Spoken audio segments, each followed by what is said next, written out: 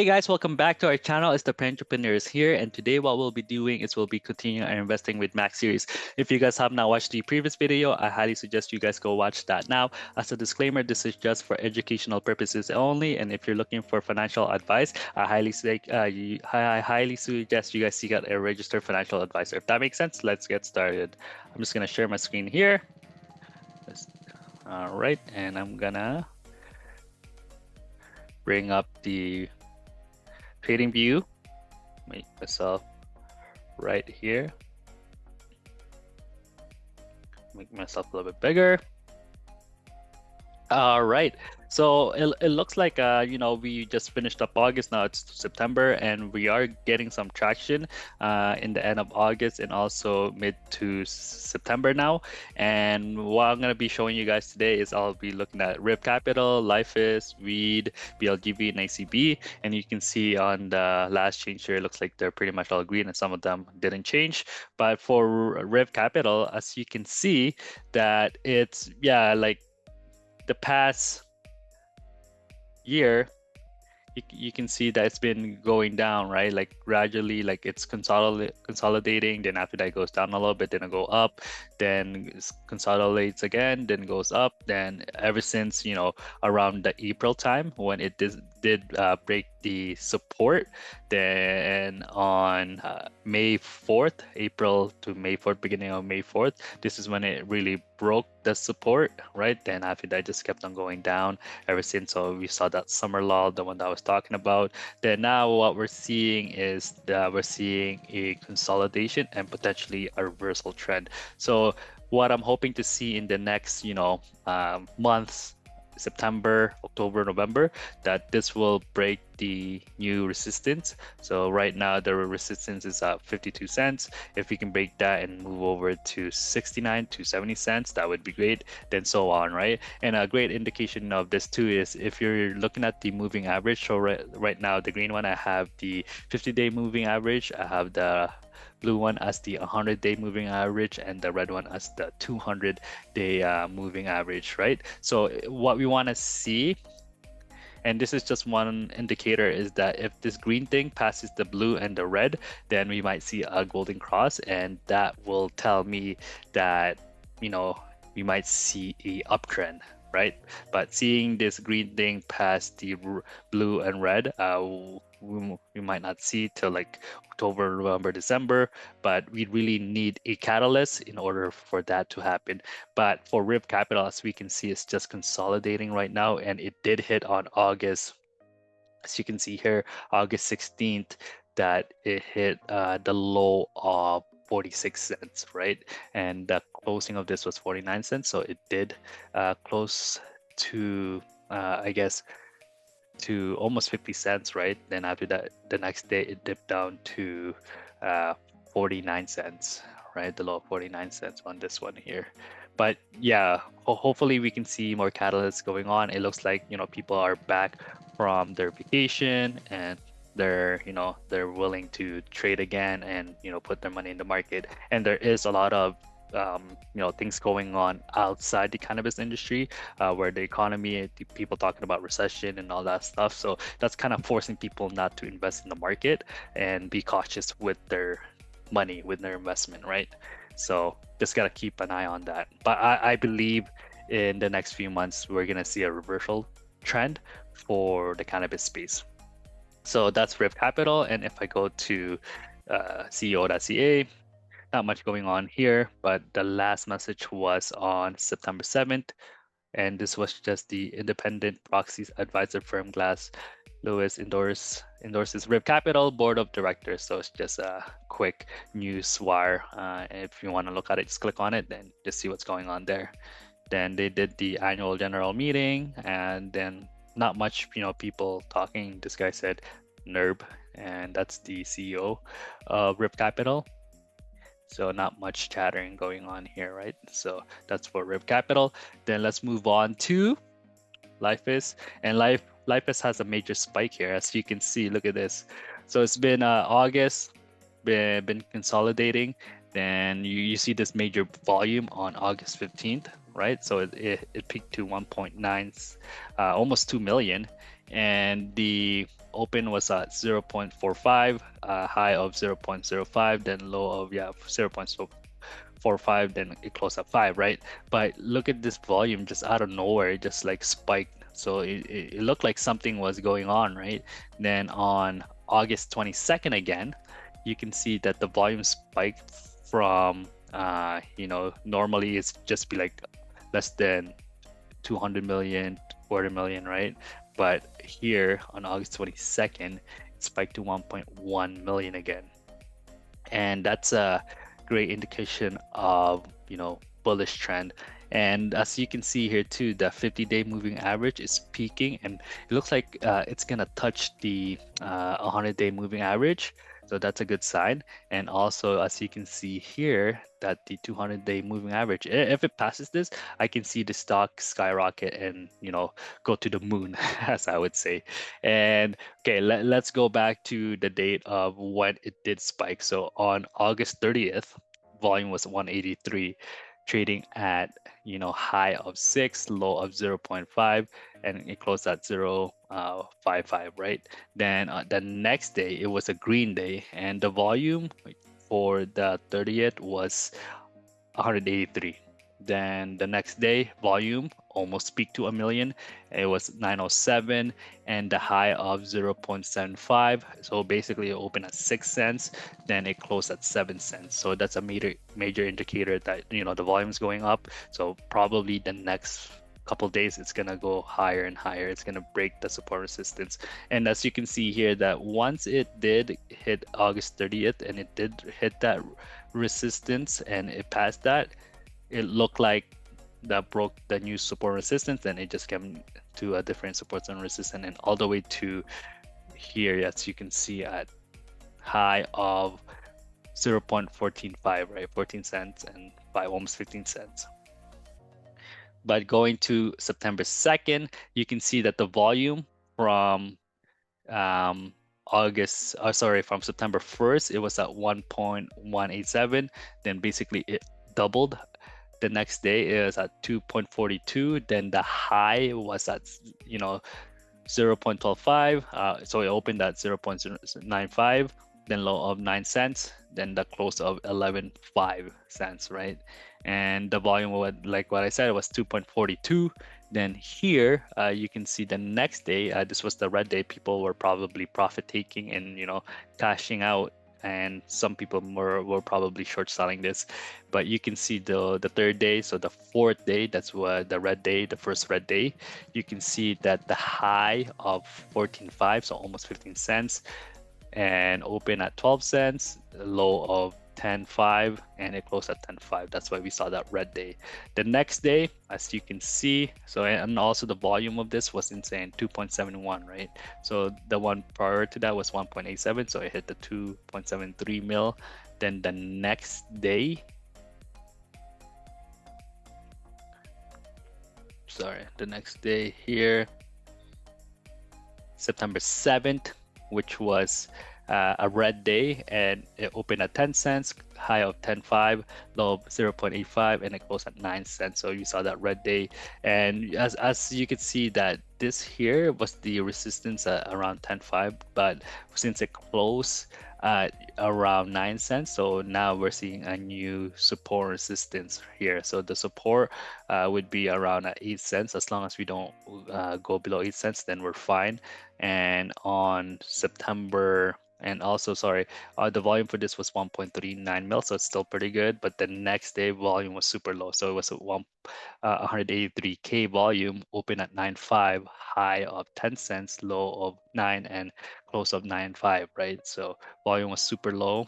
People were probably indecisive. But the next day, you can see that people were buying in. So open at 10 cents, high of 10.5, low of 10 cents again, and close out 10.5. So, a 5 cents, almost 8% increase, 8% gainer. So, and the volume of this was 362. So lots of speculation going on here. Some people are saying that, the company is trying to do a PP, a private placement, and we'll see, right? In the next, they were saying the next 20, 30 days or something like that, something might happen. But I know for a fact that one of their Mikra Salef, I guess you can call product, is doing really well. It's always sold out. And if I go to Lifeis, you can see there's a lot of chattering, people talking, people saying bye, hello shorts, sweeting yet. And yeah, so it looks like Selaf is doing really well. And once they have their financial statement, their quarterly financial statement, then we might see a good number coming out. Yeah, so Selaf is a real in Canada. Some people are asking that. Then don't believe it's just a retail adding this much, up 175% past month, right? And yeah, this we're seeing a lot of chattering here. So looks like right now life is very bullish, and some people are even saying that it might go back to $2 to $1 stretch, but we'll see, right? So a lot of investor talking and trading the stocks right now, so that's a good sign.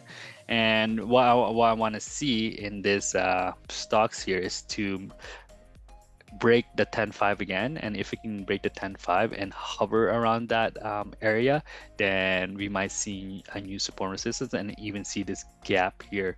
So you can see from here it's around 17 cents, but we can create another one where we'll just put it on the peak at 14.5, around 15 cents. So if we can pass the 15 cents, then that would be a good sign, and we might hit the 30 cents soon and maybe go all the way to $1, right? We'll see what the chart is telling us, but the volume is picking up, and anytime volume picks up, the stock goes up majority of the time.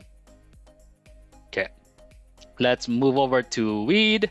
As you can see here, that the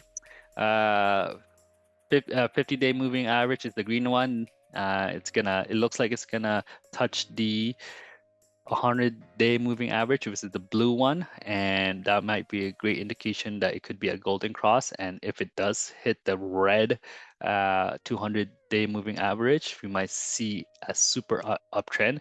Right now, it's been uptrending ever since you can see this here, the gap down. So it filled that gap, and once it filled that gap around the I would say August, mid-August, right? It filled that gap, then that's when the stock looks like a staircase, right? So if you draw a staircase here, then it looks like it's gonna go like this, and that's a great indication. So that it's not spiking, because if it spikes rapidly, then potentially what's gonna happen is that we might see a pullback that's very significant. In this case, it looks like it's very healthy, so that it's going up little by little. Then by, I would say, October, November, then you can see the earning report here, and then December, we might see, the stock at least double, right? So it could be at the $10 range at that time. So just we want to see this healthy uptrend, right? If we can see that healthy uptrend, then we might be, in a new territory that hit the $20 range or what have you, right? So let's keep a good eye on that. But the volume hasn't been like significant, kind of like Lifeis. It's been steady, right? Like you're seeing this major spike on, let's say, May 31st, which is 13 mil, and on, let's say, March 18th, it was 12 mil. But yeah, here it's just steady growth. Some of them are 4 mil, 3 mil, 6 mil. And you can see here on July 20th was at 6 mil, but the last peak of August 17th was at 5.6 mil, right? So it's gradually going up and down. But if you do see that major spike, let's say 4 or 5 days that we're hitting 10 mil and up, then we're gonna see huge volume where it's gonna push most likely the stock up on the uptrend. All right. So, and if you look at weed, some people are saying, also this news far, but Love Far Rice said Doug has all the weed money and has not bought any TNY shares. Maybe he's waiting for the share price to bottom. Storks and Bickle debut with the love. So this is Newswire. Tilray initiate roundtable. Our stock take a hit down to lows. We are almost bottom. Tomorrow could be a BOC interest rate news and then very strong recovery. So this was September 6th. Looking good. Buy. Got a bust through 5 point first. $6 next stop. Some people saying we sell. Some people saying buy. Right. So yeah, that's wheat for you. Then we'll look at BLGV. BLGV has been significantly going down. So right now it's at 0.65 cents, right? Almost 7 cents, but it's been going hitting the lower low, lower high, and the volume is like super low. Like you can see here, I guess this one is like 28K. Some of them are, if I go here, 14K. Some of them are like super low, right? Volume 13K. So yeah, volume is not, it's not good, right? So this one here is probably continually just to consolidate. Sorry. Then after that, we just want to see, a reversal trend. But right now we're not seeing that in BLGV. So not much going on in BLGV. But ACB, let's look at it. It's kind of the same pattern as weed, but slower. You're not really seeing the uptrend yet. It did hit that gap on May 26. Then like May 27, it gapped down, and you can see that it hasn't filled yet, and it's just been hovering in the $2 range, right? So it's trying to break this 205 support resistance, so which is this case is the resistance, and if it can go above the 205, then we're gonna see a healthy stocks. But you can see for ACB, we're not seeing that yet, and maybe if we do see this 50-day moving average and the 100 cross path, and the green 50-day moving average hits that golden cross, then we might see an uptrend, right? But we definitely want the 50 past the 100, past the 200, and we're gonna see a pretty significant golden cross there. Volume, as you can see, we're not seeing major spike. Is there at 2 million, 3 million? The last major spike was at the May 27th, which was the gap down, and this was 13.94 mil, right? That was the gap down. Then after that, just hovered through that new support resistance. So basically, that's ACB for you. Not much going on there. We want to, like, you can see that it was up 4.6, almost 5% last trading day, but the earning report is coming up, so we'll see that how that goes. It says date September 20, 2022, period ending June 2022, estimate negative earning, estimate revenue is 50.58 mil, right? So that's the earnings and revenue, and that's the projection of what some of the analysts are saying. All right, so that's pretty much it for today. As per usual, what we want to see is, I'll show you guys here. I took a screenshot of this, but basically this was in the CGC or Weeds Yahoo online board or conversation that they have, but this is a great indication. It says we were up because the entire market was green. What we need are some catalysts. Until then, we move up and down with the market rising or sinking tides. So catalysts that can move this way up. So definitely you can see here the first point, catalyst that can move this way up is the safe banking needs to pass the Senate. Second one is decriminalization on the federal level. Third is good earning report. Fourth is inevitable buyout of CGC. So Constellation brand has said this repeatedly, that once they legalize weed in the federal level, right, then they'll probably acquire Canopy. This could happen sooner than expected. That's the question mark. So 2023 maybe will be a great year. Good luck to everybody. So this guy's very bullish. So those are the things that we might see that will bring the sector up, especially in this case CGC, right, or weed. But yeah, right now we are seeing a reversal trend, especially for CGC. It's leading the pack, and we might see it in double digits in the next few months. We'll just have to wait and see, right? As long as the interest is there and the volume is gradually going up, then that's a good sign. Right, so as per usual, give me a sec here. Just gonna go show you my count. Still negative 65%. So unrealized gain, you can see 9,813 and 15 cents. So you can see the Lifeis is down 66.27%. So 9,163 and 55 cents. That's how down it is. Then Rip Capital is down 54.83%. So $555.55, right?